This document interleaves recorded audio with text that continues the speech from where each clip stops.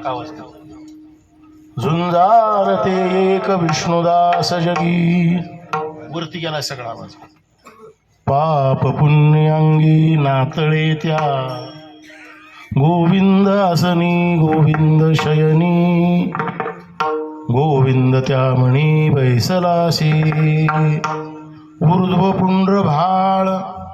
ऊर्ध्व पुंड्रभाळ कंठी शोभे माळ कापिजे कडे काळ तया भेनी गोविंद आसनी गोविंद शयनी गोविंद त्या म्हणी बैसलासे तुका म्हणे शंख चक्राचे शृंगार तुका म्हणे शंख चक्राचे शृंगार नाम अमृतसार मुखा माझी गोविंद असनी गोविंद शयनी गोविंद त्या म्हणी बैसलासे विठ्ठला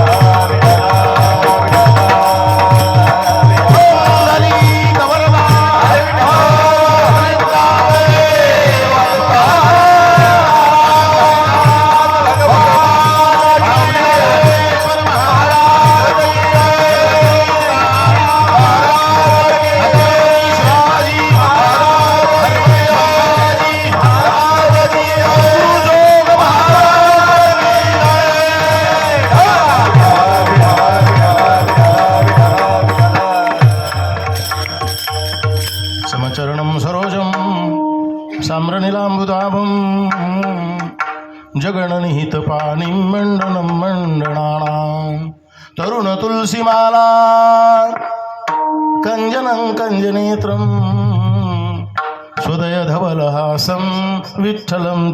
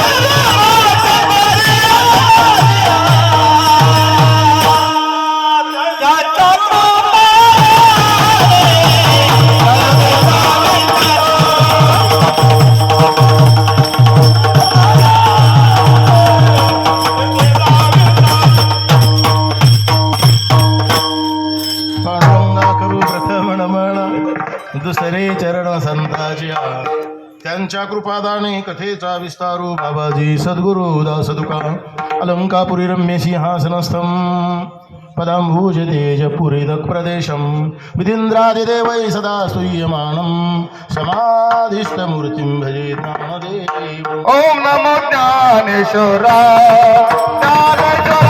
ओम नमो ज्ञानेश्वराय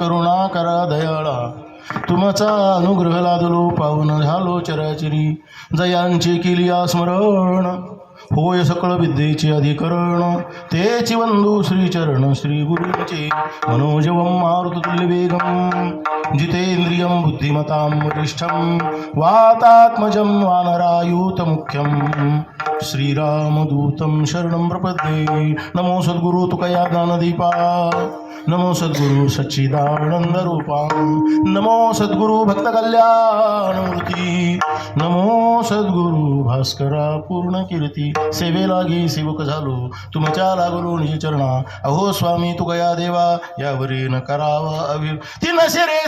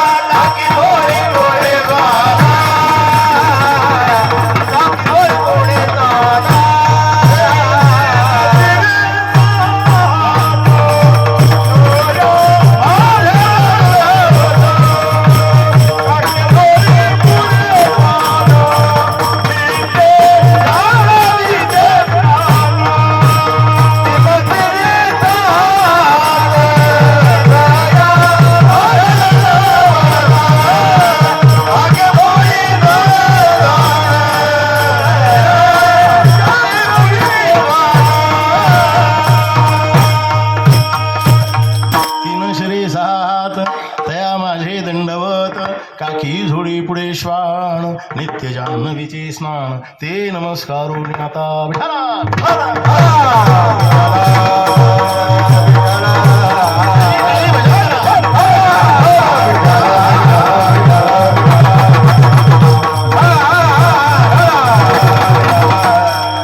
झुंजारते एक विष्णुदास जगी झुंजारते एक विष्णुदास जगी पाप पुण्यांगी नातळे त्या गोविंदासनी गोविंद शयनी गोविंद त्यामनी वैसलासे. प्रस्तुत कीर्तनरूपी सेवे करता निवडलेला अभंग जगद्गुरु श्रीमान श्री संतराज संत श्रेष्ठ असणारे वैराग्यश परामूर्ती श्रीमंत श्रीसंत श्री तुकाराम महाराजांचा चार चरणाचा उत्कृष्ट असा साधूची लक्षणं सांगणारा अभंग आहे.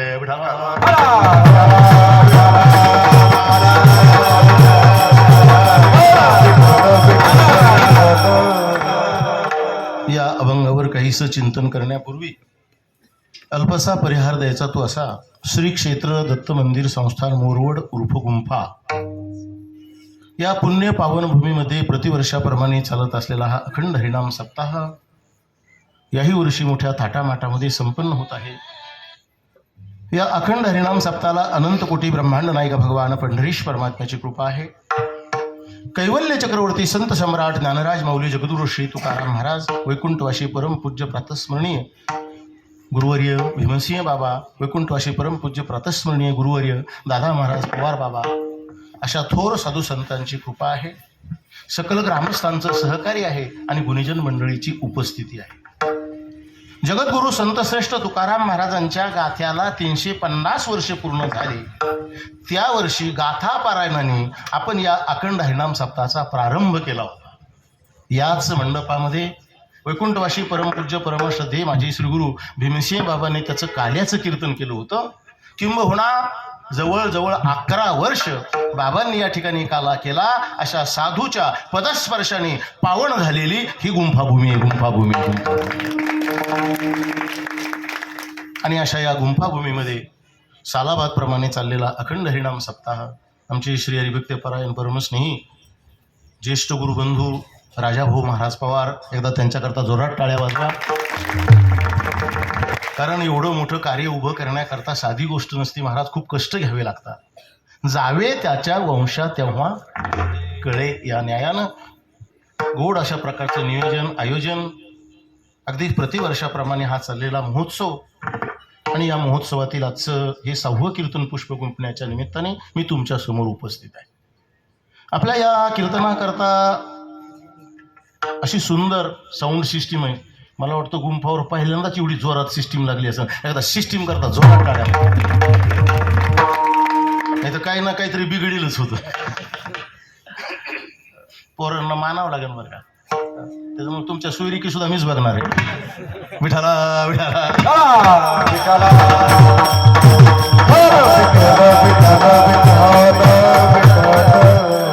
अतिशय गोड आणि सुयोजन नियोजन आहे. आपल्या या कीर्तनाला लाहीव मृदंगाची साथ आहे. श्री हरिभक्ती परायण मृदंग सम्राट मृदंग महामेरू आमचे भागवत महाराज सावंत, एकदा जोरात टाळ्या वाजवा त्यांच्याकरता. कारण भागवत महाराज 2 in 1 आहेत. मृदंगही वाजवतात आणि गाडीही चालवतात. काही गुण असतात माणसाकडे, म्हणून सतत माझ्या सान्निध्यात आहेत. त्यांच्यानंतर आमची ज्यांनी गोड अशी चाल गायली, आपल्या परिसराचं भूषण, परिसराचं वैभव, की ज्यांना मी हाताला धरून संप्रदायात आणलं आणि लहान भावासारखं मार्गदर्शन केलं, ते आमचे सुभाष महाराज, एकदा जोरात टाळ्या. आज मला वाटतं पर डे निदान 3च्या पुढंच आहेत ते. पर डे 3च्या पुढे आहेत. कळतं ना? कळलं तर बघा, नाही तर त्या सोडून. म्हणजे सकाळी एक कीर्तन, संध्याकाळी एक कीर्तन, दुपारी कथा, झाले 3. कळलं तर बरं आहे, नाही कळलं तरी बरं आहे. विठाला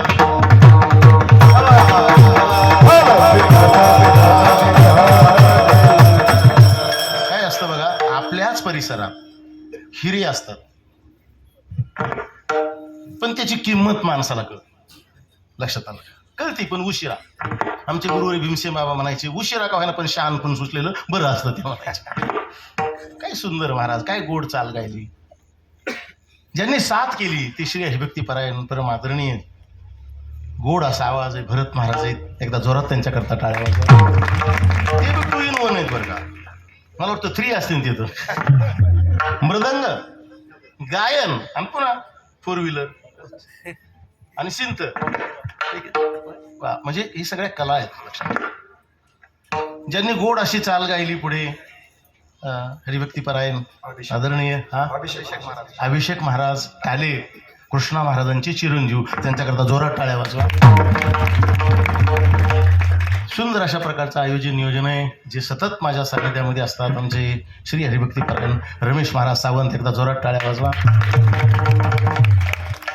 हिवर घोणकर सर्व भजनी मंडळी आहे. आता काही सर्वांच्या नावाचा नामोल्लेख करीत नाही, नाहीतरी संक्रांतीला घेतलेच असते ना तुमच्या सगळ्याची. सर्व हिवर घोण भजनी मंडळी, मोरवडकर भजनी मंडळी आणि विशेष करून ताड बोरगाव नाही, ज्यांचा गाथा जवळजवळ मुखोद्गत अशी महाराजांची उपस्थिती आहे. एकदा जोरात टाळ्या वाजवा. सर्व तुम्ही गावकरी माता बंधू भगिनी आणि ज्या आवर्जून माझ्या कीर्तनाला बरं का, आमची भावकी तशी भावकी उन्याची वाटेकरी असते म्हणतात, पण असं नाही. लक्षात आलं का? आमचे हरिभक्ती परायण ज्यांनी पहिल्या दिवशीची कीर्तन सेवा केली, हरिभक्ती परायण नरेंद्र महाराज शेळके, एकदा जोरात टाळ्या वाजवा. म्हणजे मी रिटायर झालो तरी आता माझं नाव बंद होणार नाही. विठाला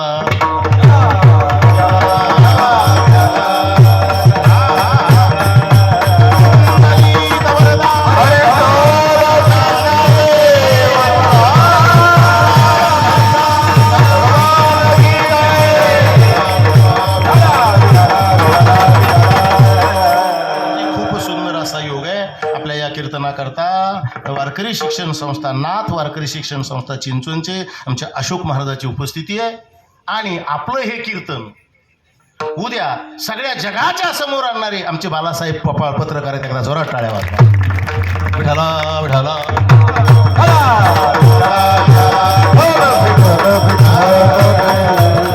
तुम्ही सर्व माता भगिनी, आमचे राजू महाराज आहेत, हळूहळू उभा राहणार आहेत ते पुढच्या सप्त्यापर्यंत नक्कीच. आज जरी बसले असले तरी त्यांना आता तयारी करायची आहे ना. उभा राहायची. म्हणजे इलेक्शनला नाही हं.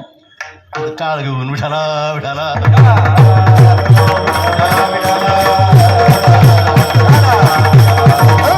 असं सुंदर आणि गोड अशा प्रकारचं नियोजन आहे. आणि या नियोजनातील आजचं 6वं कीर्तन पुष्प गुंफण्याच्या निमित्ताने मी तुमच्या समोर उपस्थित आहे. अभंग जगद्गुरु संत श्रेष्ठ श्री तुकाराम महाराजांचा. जगद्गुरु श्री तुकाराम महाराज या अभंगाच्या द्वारा संतांची लक्षणं प्रतिपादन करतात. आता एखादा क्वालिफाईड एज्युकेटेड माणूस उठून उभा राहील आणि मला म्हणेन, महाराज जगद्गुरु तुकोबरायांना, नामदेवरायांना, जनाबाईंना, सावता बाबांना काही काम नव्हतं का? उठले सुटले की संताची लक्षणं सांगायला काय गरज आहे त्या संताच्या लक्षणाची? कशा करता संताची लक्षणं सांगितली? काय प्रयोजन आहे संताचं लक्षण सांगण्याचं? असा प्रश्न निर्माण होऊ शकतो. या प्रश्नाचं उत्तर असं आहे, या मृत्यूलोकात माणूस म्हणून जन्माला आल्यानंतर मानवी जीवनाची हितकर्तव्यता जर कशामध्ये असेल तर ते भगवान परमात्म्याच्या साक्षात्कारामध्ये आहे. जोपर्यंत मानवी जन्माला प्राप्त होऊन जोपर्यंत भगवंताचा साक्षात्कार होत नाही, आत्मसाक्षात्कार होत नाही, तोपर्यंत मानवी जीवनाचा उद्धार नाही. जगद्गुरु श्री तुकाराम महाराज म्हणतात, तुका म्हणी जन्मा आल्याचे सार्थक, विठ्ठल ते काने कलिया, विठ्ठल ते काने कलिया.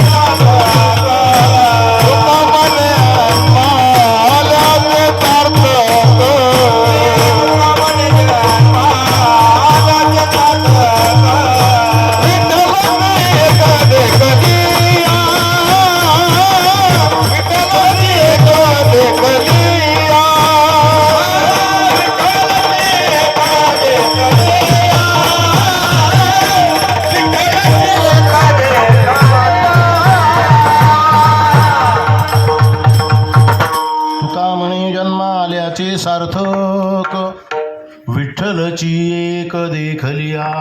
मानवी जीवनाची ती कर्तव्यता महाराज सांगतात.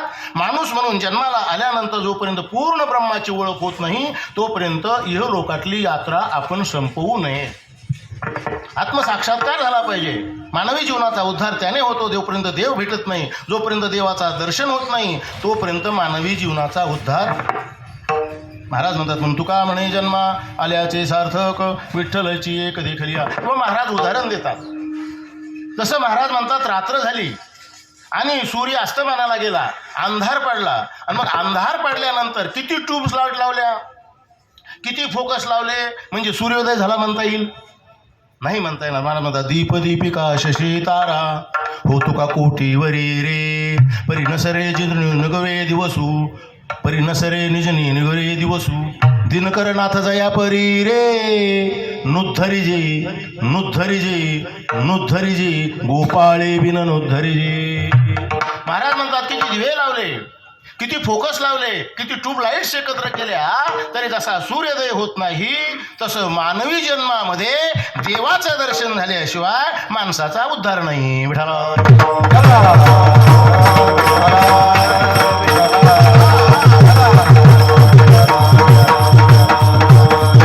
भगवान परमात्म्याचं दर्शन होण्याकरता साधन काय आहे तर भगवान परमात्म्याचं दर्शन जर आपल्याला घ्यावं वाटत असेल, देव आपल्याला भेटावा वाटत असेल, आपल्याला काय करावं लागतं? संतांना शरण जावं लागतं.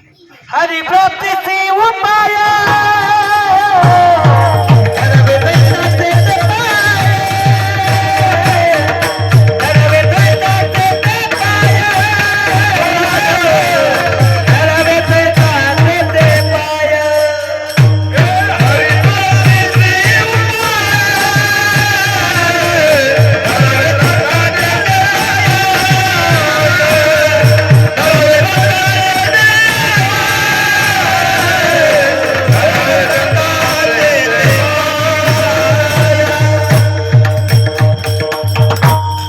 प्राप्तीशी उपाय धरावे संताचे ते पाय. महाराज म्हणतात, तुम्हाला हरीची प्राप्ती व्हावी वाटत असेल ना तर तुम्हाला काय करावं लागेल? संतांचे पाय धरावे लागतील. लक्षात आलं का?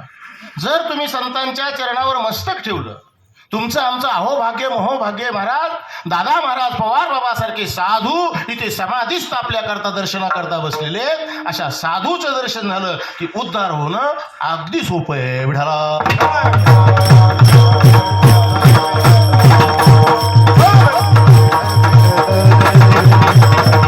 महाराज म्हणता संताच्या चरणावर का मस्तक ठेवलंस, संत पायी माथा ठेविता सद्भावे, तेने भेटे देव आपे.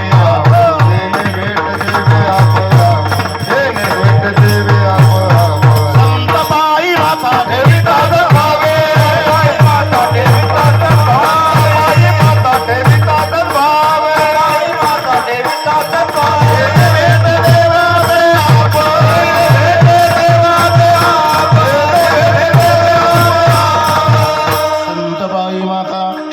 सद्भावे तेने भेटे देव अपेयाप.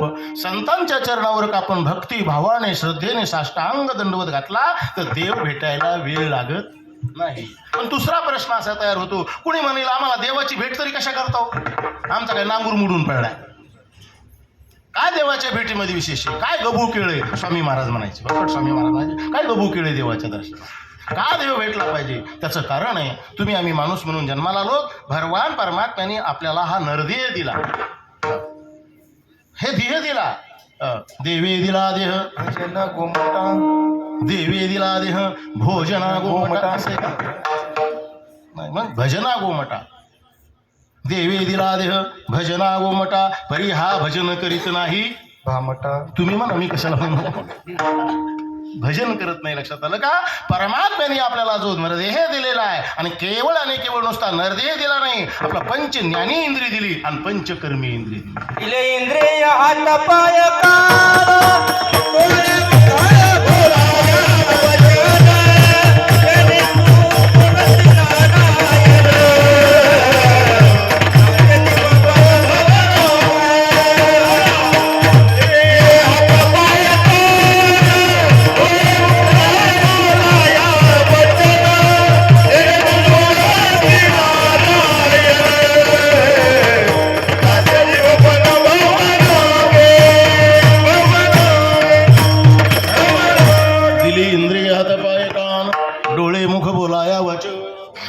तू जोडशी बायका पोरधन, असं आहे का, जिने तू जोडशी नारायण, नाशे जीवपण भवरोग जाण्याकरता परमात्म्याने आपले हे पंच ज्ञानी इंद्रिय आणि पंचकर्मी इंद्रिय दिली. महाराज काय दैव आहे महाराज आपलं. या शरीराचा जर विचार केला ना तरी माणसाच्या जीवनाचा उद्धार होईल. हा ना, किती किती अवयव महत्वाचे तो. अहो करोडो रुपये जरी दिले तरी हा नरदेह मिळणार नाही. मला सांगा, याच्यातला एखादा अवयव गेला आपला, समजा किडनी गेली, तर दुसरी किडनी डोनेट करायला किती पैसे लागतात काकाजी? लाखाच्या पुढं. ती बी बसत नाही, सूट होत नाही. हा, मग मला सांगा, 1 लाख धरू आपण फार तर, आपल्याला कुठं द्यायचं का घ्यायचं सांगायला काय. 2 किडनीचे किती झाले? 2 लाख. 2 डोळ्याचे लाखानेच धरा, 4 लाख. हा, 2 पायाचे 6 लाख. मग तोंडाचे, मुंडक्याचे, कानाचे घरी गेल्यावर हिशोब करा, आता नाही, वेळ नाही आपल्याला. मग एवढा करोडो रुपये किमतीचा नरदेह हे भगवान परमात्म्याने आपल्याला दिला. मला सांगा, खरं सांगा, याच्यातला एखादा अवयव नसता तर जमलं असतं काय? किती फजिती होते सांगतो. थोडं भजन करा विठाला.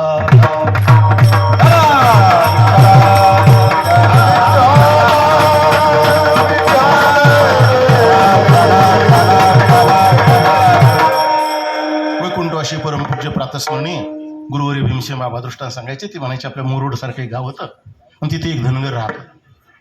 इथं नाही कुणी असले तर इथले सोडून, नाही तर टाकायचे आपलं डोसकं फोडून. धनगरग्रस्त पण वारकरी, गळ्यात पवित्र तुळशीची माळ, जसे बसले ना फेट्यावाले बाबा, गळ्यात पवित्र तुळशीची माळ, उभा गंध. हा, असे. काय झालं, एकादशीला हरिजागर झाला, भजनाचा नाद होता, हरिजागर झाला. आणि द्वादशीकडे श्रीमंताकडे बेत होता घनू चोखो, गुलाबजाम, बालुशाही, श्रीखंड, कांद्याची भजी, कृष्णाची चटण्याचा घनू चोखो माल होता. तोंडाला पाणी होतो नका, खायचं नाही, फक्त ऐकायचं आपल्याला. असा सुंदर बेत होता महाराज. आणि द्वादशी वगैरे सोडली आणि त्याचा व्यवसाय होता मेंढ्यासारखा. म्हणजे बघा तुम्ही, एक इंद्रिय नसला तर किती फजिती होती. त्याचा व्यवसाय होता मेंढ्या सांभाळण्याचा. 2-4 खंडे मेंढे होते, आपलं मेंढ्या सोडल्या निघाला. एका जंगल असं लागलं, डोंगराजवळ मेंढ्या सोडल्या आणि हरिजागर झालेलं असल्यामुळं आणि जेवण जरा कलथानी पूत भरलं होतं. कलथानी कळतं ना, काही माणसं काय जेवतात महाराज. मी ते त्र्यंबकेश्वरला गेलो, गुरुवारी आमचे भीमसे महाराज असताना त्यांची संन्याशाला पंगत होती गुलाबजामुनची. आणि गुलाबजामुन ते आपल्यासारखे खेड्या असे नव्हते, असे एवढले वाटीत एकच बसायचं. मला आम्ही जेवायला बसलो, माझा पाठ असा होता, बाबांचा असा होता, आणि संन्याशी असे चौकडून बसले होते आमच्या. मी एका संन्याशाकडे पाहत होतो महाराज. त्या एका संन्याशाने 25 गुलाबजामुन खाल्ले. किती? 25. आणि माझा चौथा चाललेलो, शुगर वगैरे काही नव्हती, चौथा चालू होता. ते म्हणला बेटा प्रेम से खाओ. मी म्हणलं असं खाल्ल्यावर जावं लागेल आम्हाला चौघाच्या खांद्यावर.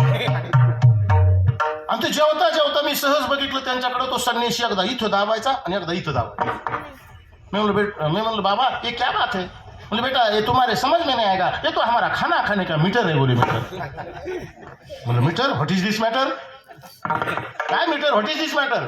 त्यांनी सांगितलं बाळा तुझ्या लक्षात येणार नाही, आमचं असं माप असतं, इथं दाबल्यानंतर जेवढं निबर लागतं तेवढं इथं दाबल्यावर निबर लागलं तर बंद करायचं, नाही तर चालू ठेवायचं.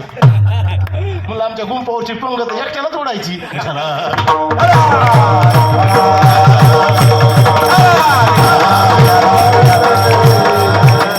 हा ग्रस्त भरपूर जेवला होता. मेंढ्या लावून दिल्या आणि जरा डुकली यायला लागली म्हणून घोंगडी अंतरली दिली डाव्या अंगावर ठेवून.